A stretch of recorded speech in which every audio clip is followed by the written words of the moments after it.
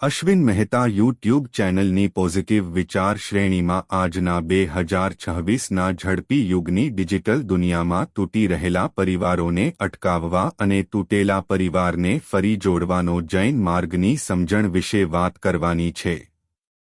પારિવારિક વિખવાદમાં, પરિવારના વિવાદોમાં અને પારિવારિક કલહથી આજે ઘણા પરિવારોમાં પારિવારિક સંઘર્ષનું વાતાવરણ ઊભું થાય છે અને અંતે છૂટાછેડા લઈને પરિવારો તૂટે છે.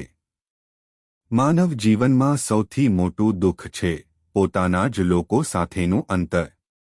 એક જ ઘરમાં રહેતા લોકો વચ્ચે મૌનના પહાડ ઊભા થઈ જાય. વર્ષો સુધી વાતચીત બંધ થઈ જાય. હૃદયમાં પ્રેમ હોવા છતાં અહંકારના તાળા લાગેલા રહે. અને પછી માણસ બહારથી સફળ દેખાય પરંતુ અંદરથી તૂટી જાય. આજના 2026ના ઝડપી યુગમાં દુનિયા ડિજિટલ બની ગઈ છે, પરંતુ દિલો વચ્ચેનું અંતર પણ ડિજિટલ દિવાલ જેટલું જ મોટું બની ગયું છે. એક વોટ્સએપ મેસેજ વાંચાઈ જાય છે, પરંતુ દિલની પીડા વાંચાતી નથી. ઘરમાં એકબીજા માટે સમય નથી. ઘરમાં લોકો સાથે રહે છે, પણ હૃદયથી જોડાયેલા નથી. આત્મીયતા નથી. અને સૌથી ભયંકર વાત એ છે કે ઘણા લોકો આ તૂટણને સામાન્ય માની બેઠા છે. પરંતુ આજે હું તમને એક એવી દિવ્ય ચાવી આપવા આવ્યો છું, જે વર્ષોથી બંધ દિલોના દરવાજા ખોલી શકે છે. એક એવી આધ્યાત્મિક શક્તિ જે અહંકારના કિલ્લાને એક પળમાં ધરાશાયી કરી શકે છે. એ શક્તિ છે ક્ષમાવાણી. અને એ દિવ્ય મંત્ર છે મિચ્છામી દુક્કડમ. જૈન દર્શન કહે છે, ક્ષમા માત્ર શબ્દ નથી. ક્ષમા આત્માની ક્રાંતિ છે. ક્ષમા એ દુઃખમાંથી મુક્તિનો માર્ગ છે. ક્ષમા એ સંબંધોને ફરી જીવંત કરવાની પ્રાર્થના છે. વિચાર કરો, જો આજે તમારું હૃદય બંધ થઈ જાય, તો શું તમને દુઃખ નહીં થાય કે તમે પોતાના જ માણસો સાથે વાત કર્યા વગર જીવી ગયા? શું અહંકાર એટલો મોટો છે કે સંબંધો નાના પડી જાય? અહંકાર શરૂઆતમાં આપણું રક્ષણ કરે છે, પરંતુ ધીમે ધીમે એ જ અહંકાર આપણું કેદખાનું બની જાય છે. આપણે હંમેશા એમ કહીએ છીએ, પહેલાં એ માફી માગે. ભૂલ મારી નહોતી. હું કેમ નમું? પણ જૈન દર્શન પૂછે છે, સાચા બનવું વધારે મહત્વનું છે કે શાંતિમાં જીવવું? ઘણા લોકો વર્ષો સુધી પોતાના દિલમાં ગુસ્સો લઈને જીવે છે. પરંતુ વૈજ્ઞાનિકો પણ આજે કહે છે કે સતત રિઝેન્ટમેન્ટ, એંગર અને ઇમોશનલ સ્ટ્રેસ શરીરને અંદરથી ઝેરી બનાવે છે. રક્તચાપ વધે છે. ઊંઘ ઉડી જાય છે. હાસ્ય ગાયબ થઈ જાય છે. અને સૌથી મોટું નુકસાન આત્માની શાંતિ મરી જાય છે. જૈન તત્વજ્ઞાનમાં મિચ્છામી દુક્કડમનો અર્થ માત્ર માફ કરજો નથી. એનો અર્થ છે મેં જાણતા કે અજાણતા તમને જે દુઃખ પહોંચાડ્યું હોય, તે બધું નિષ્ફળ થઈ જાય. કેટલો મહાન વિચાર છે! અહીં પોતાને બચાવવાનો પ્રયાસ નથી. અહીં દલીલો નથી. અહીં અહંકાર નથી. અહીં માત્ર આત્માની વિનમ્રતા છે. ક્ષમાવાણી. માનવ જીવનમાં સૌથી મોટું દુઃખ પોતાના જ લોકો સાથેનું અંતરનું છે. એક જ ઘરમાં રહેતા લોકો વચ્ચે મૌનના પહાડ ઊભા થઈ જાય. વર્ષો સુધી વાતચીત બંધ થઈ જાય. હૃદયમાં પ્રેમ હોવા છતાં અહંકારના તાળા લાગેલા રહે. અને પછી માણસ બહારથી સફળ દેખાય, પરંતુ અંદરથી તૂટી જાય. પણ ઘરમાં એકબીજા માટે સમય નથી. ઘરમાં લોકો સાથે રહે છે, પણ હૃદયથી જોડાયેલા નથી.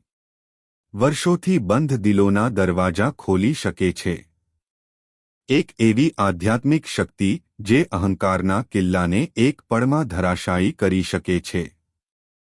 તલવાર ઉપાડવી સહેલી છે, પણ અહંકાર નીચે મૂકવો બહુ મુશ્કેલ છે.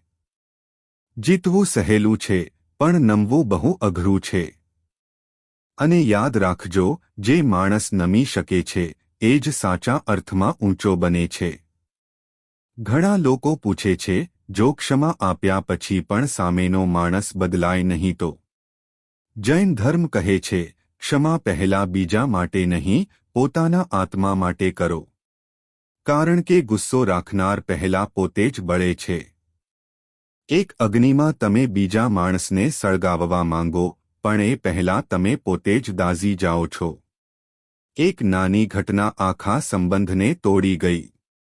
કદાચ બંને પક્ષે પ્રેમ હજુ પણ છે, પણ અહંકારની દિવાલ વચ્ચે ઊભી છે. કલ્પના કરો, જો આજે તમે એક ફોન કરો, એક મેસેજ લખો અને માત્ર એટલું કહો, મિચ્છામી દુક્કડમ, પછી જુઓ કે શું થશે. શક્ય છે સામેનો માણસ તરત ન બદલાય, પરંતુ તમારું હૃદય જરૂર હળવું થઈ જશે. કારણ કે ક્ષમા એ આત્માનો ભાર ઉતારવાની પ્રક્રિયા છે. ચાલો હવે વ્યવહારિક રીતે સમજીએ કે ક્ષમાવાણી કેવી રીતે કરવી. સૌપ્રથમ શાંત બેસો. પોતાની અંદર જુઓ. કોના પ્રત્યે કઠોરતા છે તે સ્વીકારો. આત્મચિંતન વિના ક્ષમા શક્ય નથી. બીજું, દલીલો છોડો. આપણે બધા માણસ છીએ. દરેકથી ભૂલો થાય છે. ક્યારેક આપણે જાણ્યા વગર પણ દિલ દુભાવીએ છીએ. ત્રીજું, વાતચીત શરૂ કરો. પરંતુ આરોપોથી નહીં, પ્રેમથી. તું હંમેશા ખોટો હતો એવું નહીં. પરંતુ જો મારી કોઈ વાતથી તમને દુઃખ થયું હોય તો મને ક્ષમા કરજો. આ શબ્દોમાં ચમત્કાર છે. કારણ કે જ્યાં અહંકાર મરે છે, ત્યાં પ્રેમનો જન્મ થાય છે. ઘણા લોકો સ્ક્રિપ્ટ પ્રમાણે સોરી બોલે છે, પરંતુ દિલથી નથી બોલતા. યાદ રાખજો, ક્ષમાવાણીનો સૌથી મોટો આધાર સિન્સેરિટી છે. શબ્દ નહીં, ભાવ મહત્વનો છે. જ્યારે દિલથી ક્ષમા માંગવામાં આવે છે, ત્યારે એનર્જી બદલાઈ જાય છે. ઘરમાં શાંતિ પ્રવેશે છે. વાતાવરણ હળવું બની જાય છે. અને વર્ષોથી સુકાઈ ગયેલા સંબંધોમાં ફરી લાગણીના ફૂલ ખીલે છે. સાચી ક્ષમા પછી માણસ અંદરથી અજોડ હળવાશ અનુભવે છે. જેમ કોઈ ભારે બોજો ઉતરી ગયો હોય. ઘણા લોકો કરોડો રૂપિયા કમાય છે, પણ મનની શાંતિ ગુમાવી દે છે. જૈન ધર્મ કહે છે, જે ઘરમાં ક્ષમા છે, એ ઘરમાં ભગવાનનો નિવાસ છે. નાની નાની બાબતોમાં મન ન ભરવું. દરેક શબ્દનું ભારણ ના રાખવું. દરેક ભૂલને દિલમાં કોતરી ના રાખવી. પરિવાર પરફેક્ટ નથી હોતો, પરંતુ પ્રેમ અને ક્ષમાથી પરિવાર પવિત્ર બની શકે છે. સફળતા નહીં, સંબંધો યાદ રહે છે. અને મૃત્યુશૈયા પર માણસને સૌથી વધુ પીડા સંપત્તિની નથી થતી, પરંતુ તૂટેલા સંબંધોની થાય છે. ચાલો અંતમાં એક પ્રાર્થના કરીએ. હે પરમાત્મા, અમારા દિલમાંથી અહંકાર દૂર કરજો. અમને નમ્રતા આપજો. અમને ક્ષમા માંગવાની અને ક્ષમા આપવાની શક્તિ આપજો. અમારા ઘરોમાં ફરી પ્રેમનો પ્રકાશ ફેલાવો. અને દરેક તૂટેલા સંબંધને ફરી જીવંત બનાવજો. ઘરમાં દિવાલો નહીં, દિલો જોડો. વિવાદ નહીં, વિનમ્રતા લાવો.